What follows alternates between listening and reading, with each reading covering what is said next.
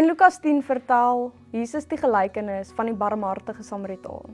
'n Man wat gestop het toe ander verbygegaan het, wat omgegee het toe ander weggedraai het. As gelowiges is ons geroep om barmhartige Samaritane te wees in 'n wêreld vol gewondes langs die pad. Ons sien die nood wanneer ander verbyloop. Ons buig af wanneer ander wegkyk. Ons raak wonde aan wat ander vermy. Ons bied 'n veilige herberg in stormagtige tye. Ons dra mense na genesings, soms saam met ander versorgers. Pastorale versorging is nie net woorde wat spreek nie, maar is die teenwoordigheid wat ons bied.